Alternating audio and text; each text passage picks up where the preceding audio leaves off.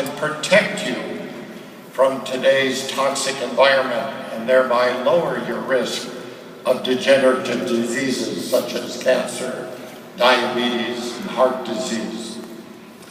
The problem is, almost all of our nutrition comes from one place: food. Our 3 square meals a day.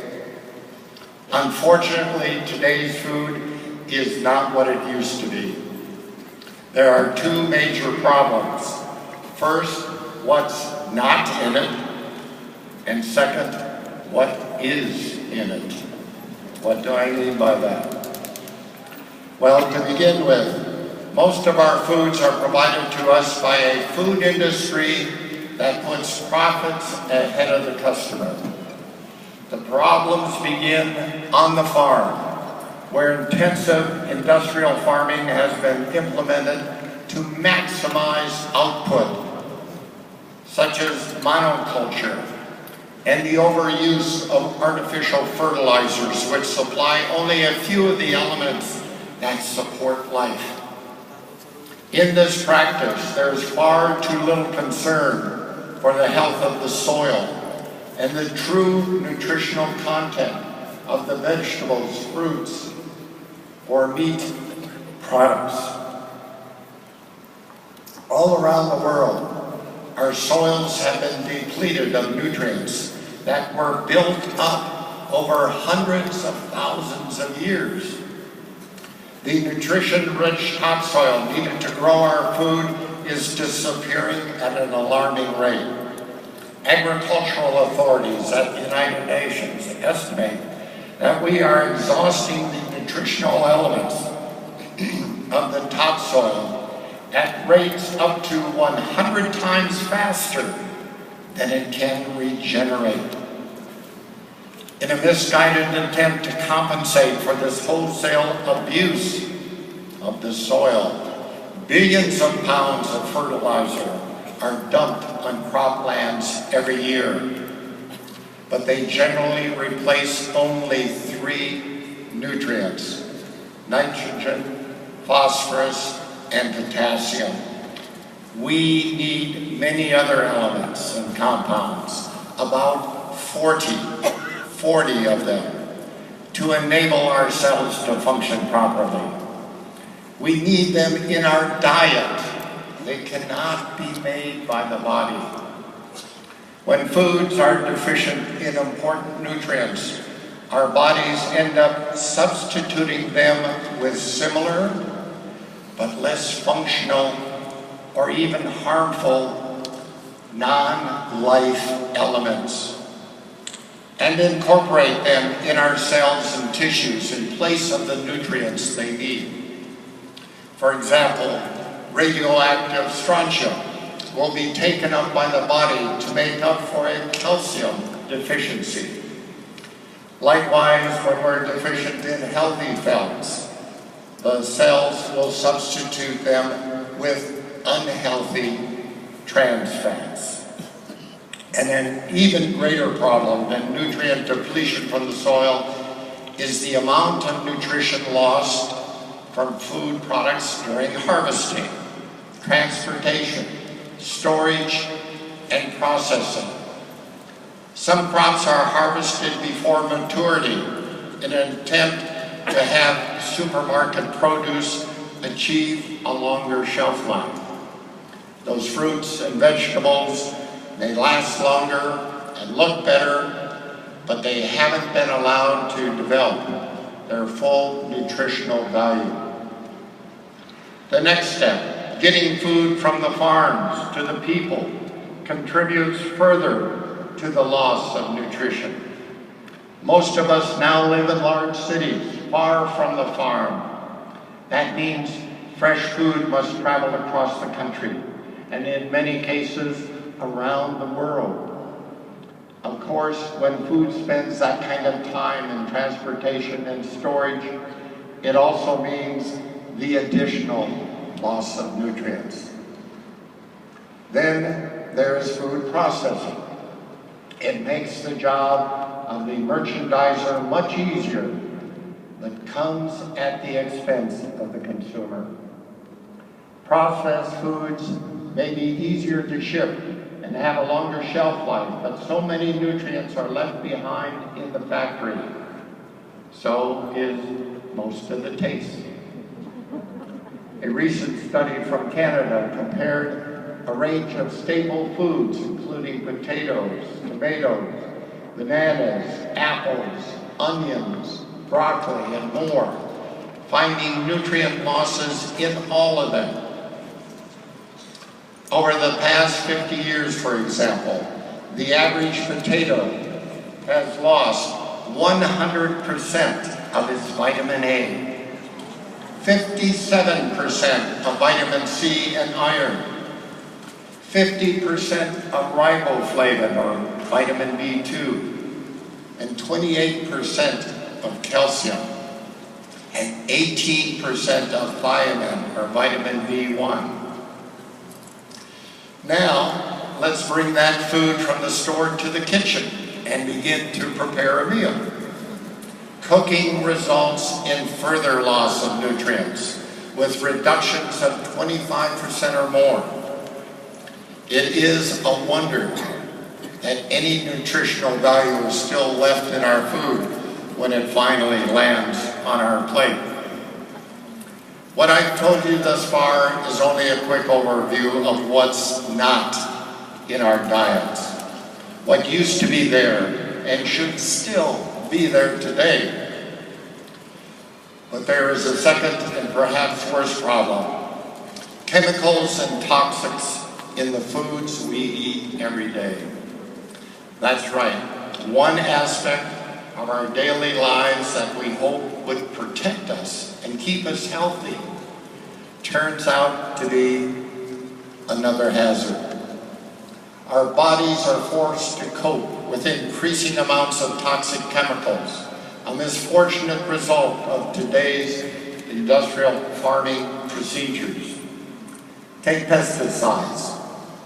Billions of pounds, $25 billion worth annually are dumped on our food crops. Over the past 2 decades, we've been told that the adoption of genetically engineered crops has resulted in the decreased use of herbicides and insecticides. However, more recent reports indicate that's not true. In fact, the rise in genetically modified food crops is leading to greater applications of both herbicides and insecticides, not less. Unfortunately, that is only the beginning of our exposure to toxins.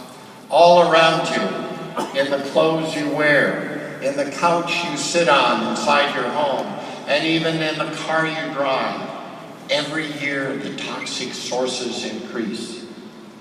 But the threat of everyday toxic chemical exposure in your home, on the job, and sometimes at the place you go on vacation is only part of the story. More than a decade ago, an environmental survey group tested the blood of some Americans. What was found? A total of 287 toxic chemicals in those blood specimens, with individual test subjects averaging 200 toxic chemicals each. Of the toxics found, 28 of them were waste products, waste byproducts such as dioxins and furans from pesticides. In addition, they found 47 toxics from consumer products such as Teflon and flame retardants. Most serious was the detection of industrial chemicals and pesticides that were banned more than 30 years ago. Many of them directly associated with cancer, birth defects, and infertility. But these test subjects didn't get those toxic substances by consuming the food, air, or water around them. They couldn't have, because they were all newborn babies. Precious, brand new in this world for only hours. The blood tested was taken from their umbilical cords. The toxins came from the nourishment received from their mothers, the only food those babies had ever known. Here, perhaps more dramatically than in any other stage of life, is where the difference between how we used to live and what we face today is best demonstrated. As proven by the blood specimens, we see that a mother's body is not capable of protecting its baby from the toxic chemicals it is exposed to today. We no longer live in a world where a healthy diet is all you need to ensure good health. As Dr. Weaver so eloquently described, we are surrounded by toxic substances, psychological as well as physical, stress. Today, more than ever, our bodies need more assistance, more protection, and more nourishment even before birth.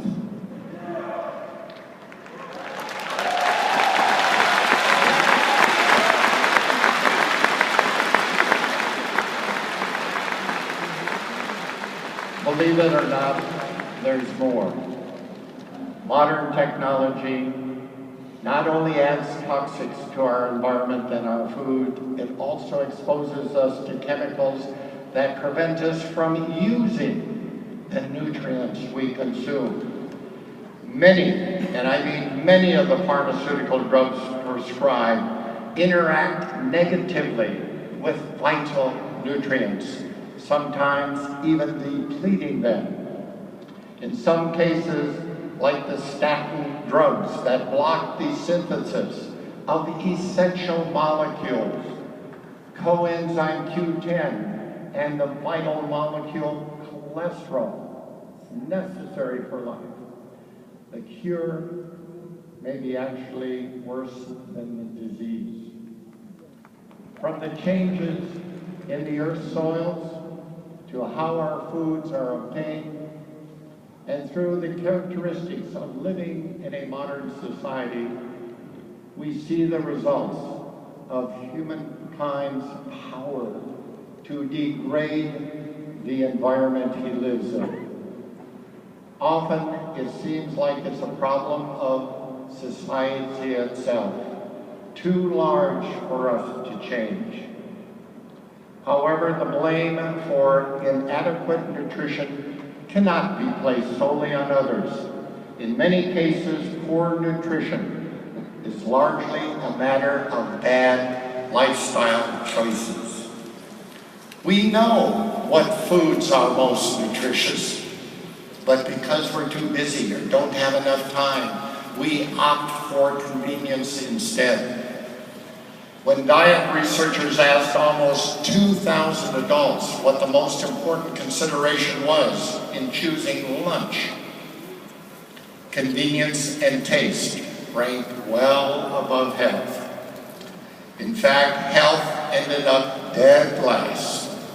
Convenience was 34%, taste like 28%, cost 21%, health 17%. Ultimately, the most important factor in living a healthy lifestyle is, of course, you.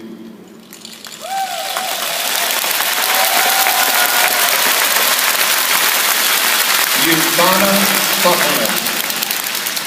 The USANA supplements can provide you with the most effective solution to give yourselves all, and I mean all, of life's essential micronutrients. But it is only when you make them part of your everyday living routine that the power of those nutritionals is realized. Doing that is up to you. All of you can be thankful that you've taken